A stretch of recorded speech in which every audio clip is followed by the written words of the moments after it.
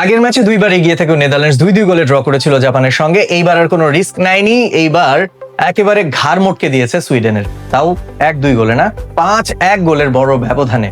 সত্যিকার অর্থেই মনে হয়নি যে সুইডেন কোনো ইউরোপের দল, পাড়া মহল্লার দল বানিয়ে ছিল নেদারল্যান্ডস। এবং ক্রেডিট গোজ টু রোনাল্ড কুম্যান। এই ডাচ ট্যাকটিশিয়ান তার দলকে এমনভাবে আজকে শিফট করেছিলেন এবং এমন গেম প্ল্যান নিয়ে নেমেছিলেন, সুইডেনের কাছে তার কোনো জবাব ছিল না।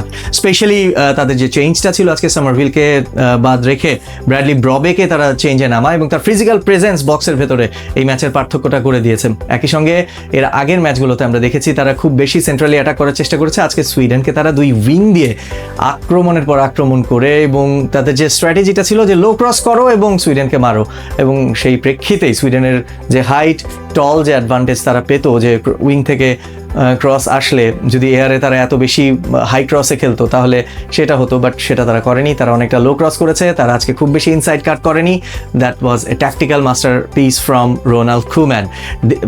হি নোজ তার এই টিমের শক্তি বা দুর্বলতার কথা, তাই না? বার্সেলোনাতে যাবার আগেও নেদারল্যান্ডসের কোচ ছিলেন, পরে ফিরে এসে আবার নেদারল্যান্ডসের হাল ধরলেন। নেদারল্যান্ডসের ভালো কিছু করার পেছনে কুম্যান হতে পারেন ওয়ান অফ দ্য কি ম্যান। এবং কেন একটা কোচ তার ট্যাকটিক্সে একটা দলের খোল নলচে পাল্টে দিতে পারেন, আজকের এই গেমটার দিকে আমরা নজর দিলে সেটা স্পেশালি বুঝতে পারি। তো ব্র্যাডলি ব্রবেকে যখন তিনি সেন্ট্রালি নিয়ে আসলেন, আজকে ডনিয়েল মালেনকে রাইট উইংয়ে ঠেলে দিলেন, কোডি খাকপো চলে গেলেন লেফট সাইডে, এবং এই দুজন উইঙ্গার এবং পেছন থেকেও তাদেরকে দারুণ সাপোর্ট দিয়েছেন ফন্ডেফেক অ্যান্ড ডান পাশ থেকে ডেনজেল ডুমফ্রিজ, দুজনেই কিন্তু চমৎকারভাবে ওভারল্যাপ করছিলেন এবং কমপ্লিটলি আজকে তাদের উইংদেরকে সামলাতে হিমশিম খেতে হয়েছে। যেই স্ট্রাকচার নিয়ে সুইডেন নেমেছিল তারা হয়তো বা ডিফেন্সিভলি এবং মিডফিল্ডে overloaded, but the wings was still, আমি বলবো যে তাদের উইংগুলোকে ব্লক করতে পারেননি আজকে সুইডিশ কোচ। তো সেই কারণেই আজকে গেমের যে মূল আলোচ্য বিষয়টা ছিল সেটাই হচ্ছে যে সুইডেনকে ম্যাচের প্রথম হাইড্রেশন ব্রেকের আগে অনেকটা মানে শেষ করে ফেলেছে। স্পেশালি তারা 4-3-3 ফরমেশন নিয়ে নেমেছিল সুইডেন, তার ফলে যেটা হচ্ছিল যে 3 জন মিডফিল্ডার সামনে এবং 4 জন ব্যাকলাইনের পেছনের, এবং এর ফলেও কিন্তু অ্যাডভান্টেজটা নেদারল্যান্ডস নিচ্ছিল যে ব্যাকলাইনের পেছনের যে জায়গাটা সেটা তারা কাভার আপ করতে পারছিল না খুব কুইকলি। কিন্তু নেদারল্যান্ডস ফরওয়ার্ড জোনে যারা আছেন ডনিয়েল ম্যালেন এবং কোডি খাকপো তারা কিন্তু রান মেক করছিলেন, বাট যতক্ষণে ট্যাকটিক্সে তিনি বদল এনে 4-4-2 করলেন, অর্থাৎ মিড লাইনটাকে আরও কম্প্যাক্ট করার চেষ্টা করলেন সুইডিশ কোচ, ঠিক ওই সময় গিয়ে দেখা গেল যে একটু রেজিস্ট্যান্স তারা দিতে পারতে থাকলো, বাট ততক্ষণে অনেক দেরি হয়ে গেছে। 17 মিনিটের মধ্যেই 2টা গোল করে ফেলেছেন ব্র্যাডলি ব্রবে যেটা করেছেন যে তিনি কিন্তু তার যে ফিজিক্যাল প্রেজেন্স সেটা দিয়ে কিন্তু সুইডিশ সেন্টার ব্যাকদেরকে একেবারে ছিটকে ফেলছিলেন। সোজা কথায় হচ্ছে তার টাইমিংটা এত চমৎকার ছিল যে মানে বল যে সময় ডেলিভারি আসছে ঠিক সেই সময় কোন সময়টায় পারফেকশন এত স্মুথ ছিল যে একদম নিখুঁত ফিনিশিং ব্র্যাডলি ব্রবে যে 2টো করেছেন ফার্স্ট 2টা গোলেই।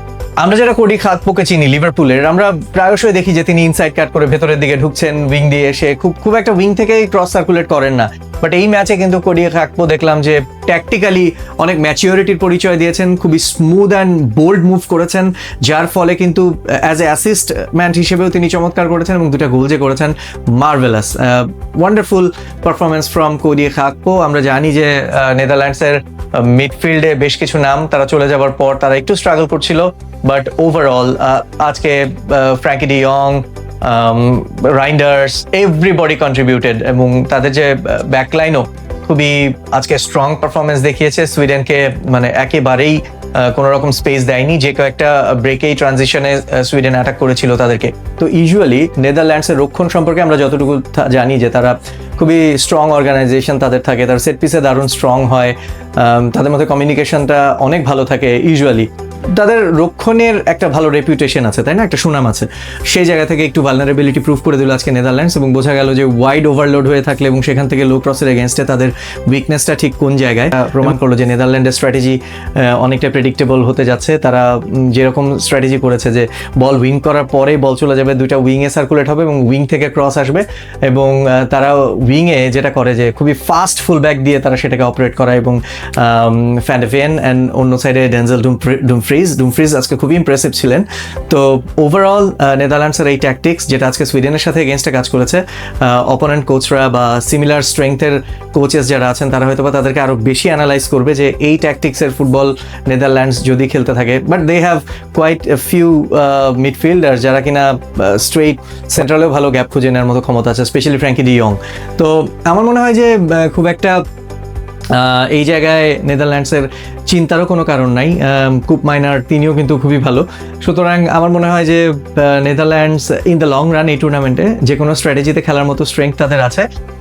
মনে হয়েছিল যে এই টুর্নামেন্টে নেদারল্যান্ড জাপানের সঙ্গে ড্র করার পর কিছুটা শেকি, কিছুটা কনফিডেন্সলেস, বাট আজকের এই ম্যাচটার পর তাদেরকে ট্রু টাইটেল কন্টেন্ডারই মনে হচ্ছে। ইতিহাসের অন্যতম দুর্ভাগা একটা ফুটবল টিম যারা কিনা অনেকগুলো ফাইনাল খেলেছে, স্পেশালি 78-এর ফাইনালে হেরেছে নেদারল্যান্ডস হেরেছে খুব সম্ভবত 74 সালের ফাইনালটাতেও, 2010 সালেও স্পেনের এগেনস্টে তারা হারলো, গেল ওয়ার্ল্ড কাপের সেমিফাইনাল সম্ভবত আর্জেন্টিনার সঙ্গে হারলো, তো না কোয়ার্টার ফাইনালে হেরেছে, গেল ওয়ার্ল্ড কাপের কোয়ার্টার ফাইনালে হেরেছে আর্জেন্টিনার সঙ্গে।